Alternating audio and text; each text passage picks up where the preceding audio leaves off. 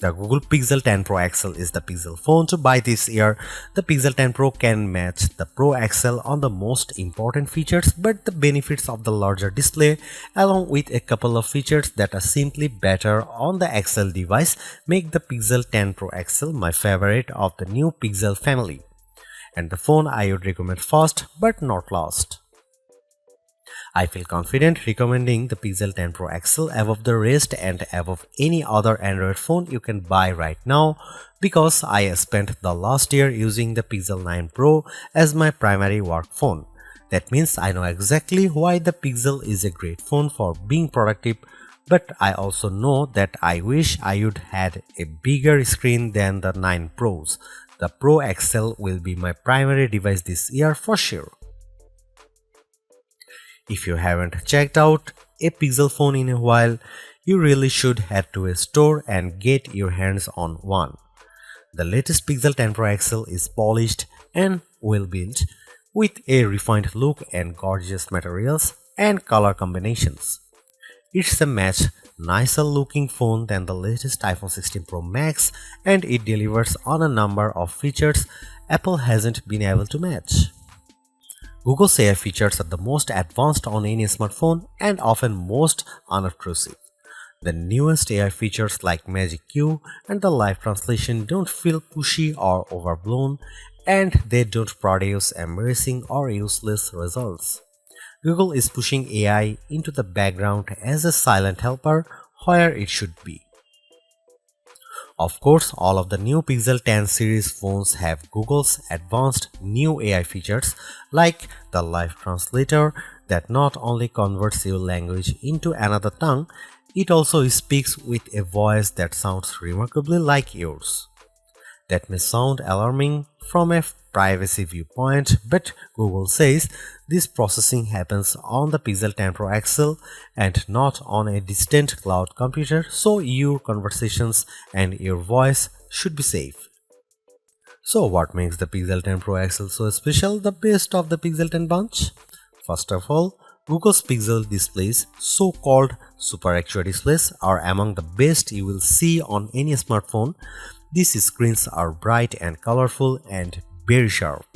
When the screen is this good, I want as much screen as I can get, so I prefer having the larger XL display at 6.8 inches. It's 0.5 inches bigger diagonally than the Pixel 10's display, and that equals 13 square centimeters of extra screen space. The Pixel 10 Pro XL also has the largest battery of all the new Pixel phones, and that equates to the longest battery life, both in my real-world testing and our battery rundown test. It wasn't a massive difference. The Pixel 10 Pro XL only lasted an hour longer than the Pixel 10, still every bit helps. The Pixel 10 Pro XL also charges faster than any other Pixel 10 device, whether you are charging wirelessly or with a USB-C cord. If you have a 45-watt charger, the Pixel 10 Pro XL can charge that fast compared to the 30-watt charging on the other two Pixel 10 phones. The Pixel 10 Pro XL can also use faster wireless charging. Again, it's not a huge difference, but every detail matters. The biggest benefit for me is the combination of Google's winning Super Actua display with the Pixel 10 Pro XL cameras. If I am taking serious photos, I want the biggest viewfinder possible to get the right shot. The extra screen space on the Pro XL phones felt like a big advantage, and if photography is important to you, I'd recommend the Pro XL phone first. The Pixel 10 Pro has the exact same camera specs, but having the bigger Pro XL display helped me take better shots. Are there other benefits to the Pro XL? Well, not really. It isn't any faster than the Pixel 10 Pro or even than the Pixel 10. In our benchmark tests, the extra RAM in the Pro models didn't seem to make much difference. Pixel phones still disappoint if you only care about the numbers. I don't rely on benchmarks, though the Pixel 10 Pro XL was satisfying and quick in almost every task. There was some lag on the camera, but most of other features, including the latest AI helpers, ran smoothly with no delays. Google has another winner with the Pixel 10 Pro XL and the whole Pixel 10 family. Between the premium design, the excellent software, and the advanced AI features, this is a phone that iPhone fans should seriously consider, and Galaxy owners should envy. I'll be keeping this phone close by, snapped to my MagSafe charging stand until an even better Pixel comes along. I remember the days when a new phone would cost the same but come with more storage and RAM than last year's model because component costs had decreased. This year's Pixel 10 Pro XL is more expensive than before and it comes with 256 GB of storage, but I'm not awarding Google any medals for giving the phone enough space. This phone should be cheaper. To be fair, 256 GB of storage is the right amount unless you play a ton of games or you shoot video with your phone at high resolution. There's a 1TB model available, but only serious enthusiasts need apply, and you know who you are.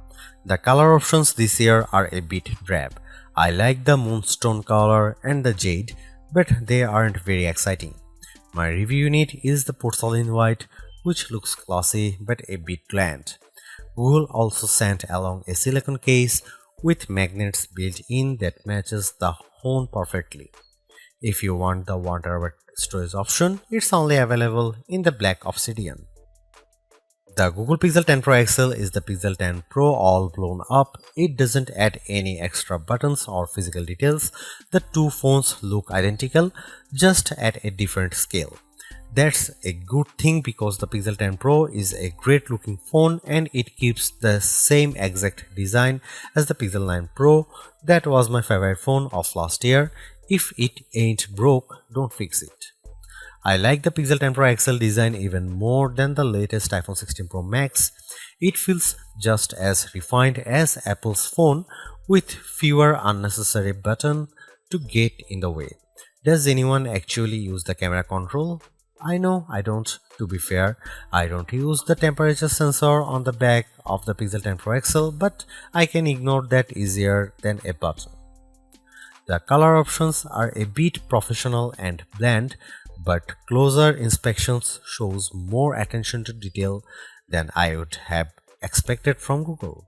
The jade color of my Pro review sample, for instance, was matched with a light gold frame that looks barely glided. It's a gorgeous match. The speaker grills on the bottom of the phone are new and color matched to the frame you choose. It's a nice touch that most people won't ever notice. I have no complaints about the Pixel 10 Pro XL design except that I would like to see more interesting color options. Google at least matches its phones perfectly with its silicone case colors, and like the Pixel 10 phones, the latest cases have magnets inside that secure a very strong connection to any Pixel Snap or MagSafe accessories you might buy. Wow, I was expecting to be pleased with the Pixel 10 Pro XL's display, but this phone somehow looks even better than I anticipated. Google's Super Actua displays are among the best you will find on any smartphone. For the past few years, Google's new Pixel displays have been dominant, topped only by Samsung's best Ultra screen, and this year hasn't been disappointing at all. The Pixel 10 Pro XL is a joy to use in any situation. It's great in outdoor light, even for shooting photos or reading my social feeds. It's perfect for navigating in the car or on the street. It's a great phone for reading in the dark late at night or as a bedside lamp with the Pixel Snap screensavers. In fact, I like this display so much that I think it justifies paying more to have more of it. The Pro XL is the Pixel to buy not just because it has a bigger screen, but because the screen is so enjoyable that I want to have as much of it as possible. Whether I'm watching videos, taking photos, or playing games, the Pixel 10 Pro XL display is my favorite on any smartphone I own. The Google Pixel 10 Pro XL highlights Google's clean and well-designed interface. I love the Material 3 expressive interface design, as Google calls it Pixel version of Android. It's friendly without feeling cartoonish, and it packs plenty of useful widgets and tools that are easy to manage and don't hog my attention. With so much screen space, it was a joy to create AI wallpapers and populate my home screen with Google's sleek widgets. I let the phone set all of my icon and widgets colors to match my wallpaper, creating a unified theme, and the phone darkened the colors as the day went on, finally flipping to dark mode after sunset. That's the best of Pixel, a well-designed interface filled with just enough useful features to make the phone a tool you always want in your pocket. The Pixel 10 Pro XL will definitely remain my primary work phone after this review is published. It gives me simple customization and shortcuts that removes the clutter of apps from my home screen and surface just the information I need. I wish iOS was better at this. The Pixel 10 Pro XL also has some of the most useful AI features you'll find on a phone, and I am a big fan of Google's call screening tools. I can let Google AI answer when an unknown number calls, and it will give me a text transcript of whether my caller says, then I can decide whether to answer the call or not. This feature is only available on Pro Pixel models, and it's worth the upgrade if you take a lot of calls. Apple lets you make a contact card for yourself that will accompany your phone number when you share your details. Google lets you make the contact card for your contacts instead of having them do the work. That seems like a better solution since not everybody owns an iPhone and Apple's contact card don't work across platforms. Even Google's Daily Hub is more useful than other attempts I have seen. Samsung, Motorola, and now Google all offer a homepage for your personal information gathered and summarized by AI. On my Galaxy S25 Ultra, the now brief page has been useless at best and oddly flippant at worst. On the Pixel 10 Pro XL, the Daily Hub offers more useful information, links I actually enjoy, and easy access to more information. There are still some odd and off-putting AI features, usually generative AI tools. The Recorder app, for some odd reason, offers a generate a musical background for your recordings. I don't really need a pop metal soundtrack for my business interviews. Thanks. Still, it's easy to ignore these oddities, and Google mostly doesn't shove its AI in your face. The Pixel 10 Pro XL and the Pixel 10 Pro have identical camera lenses and sensors, but I am calling the Pro XL the better camera phone because of the larger display and longer battery life. Both of those attributes are features that camera buyers look for, and they make a difference when shooting the pixels. The photos I got from the Pixel 10 Pro XL were fantastic, perhaps the best I have seen on any camera phone. The Pixel 10 Pro XL took photos with very accurate colors and plenty of details at every focal range. For night photography, it was no contest. The Pro XL took pics that looked like I had a professional flash gun attached, while the iPhone shots looked much darker and lacked focus. You can see plenty of AI help in the photos, but usually the results don't look fake or off-putting. The only downside to Pixel photography is Google's camera app. It's a nightmare. It's hard to use with settings that seem to conflict with each other. At just one setting, like changing from 12 megapixel to 50 megapixel resolution, and a handful of other settings suddenly go dark without warning. Here you can see some camera samples of the new Google Pixel 10 Pro XL.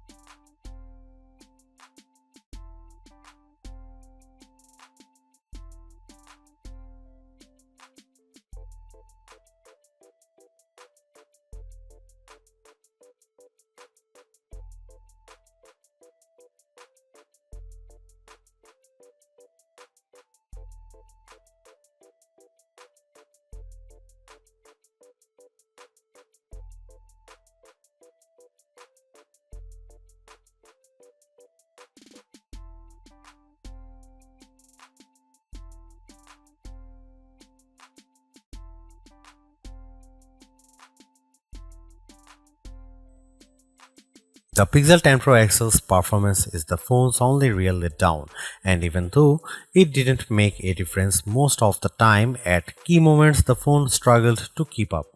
The gap between Pixel performance and the rest of the smartphone world isn't shrinking, it's getting bigger and uglier every year. The Pixel 10 Pro XL had no trouble navigating the Android menus and launching apps as quick as can be, but not every feature was so smooth. I had trouble in the camera app, especially when I changed to the higher 50 megapixel resolution. The camera sometimes stalled after I hit the shutter button and made me wait for a few moments until I could snap my next shot. That's a huge disappointment, and I don't know any other phone outside cheap bargain options that fails to perform basic tasks this manifestly. I can press the shutter button on my OnePlus 13 as fast as my finger can fly, and it never misses a beat, likely thanks to the Qualcomm Snapdragon 8 Elite chipset inside. Qualcomm has a superior platform this year, and phone makers who don't use the latest Elite options are being left behind in more ways than one. I no longer think the Tensor G5 is good enough for the Pixel 10 Pro XL. It isn't. It can't keep up with the latest Android software and features, and it's time for Google to rethink its platform strategy. The Pixel 10 Pro XL has the best battery life of any Pixel 10 phone so far, but that isn't saying much. The Pro XL lasted through a full day with little trouble, but I was still nervous when the battery hit single digits before bedtime, which was often. I elevated my stress with the MagSafe chargers I have littered throughout my house and office space, like the Pixel Snap charger. MagSafe is convenient for fast charging when I have 15 minutes to let my phone sit on a stand. A couple of those charge breaks every day made sure I had enough battery to last as long as I needed. This mediocre battery life is especially disappointing because I have seen massive gains in the rest of the Android world.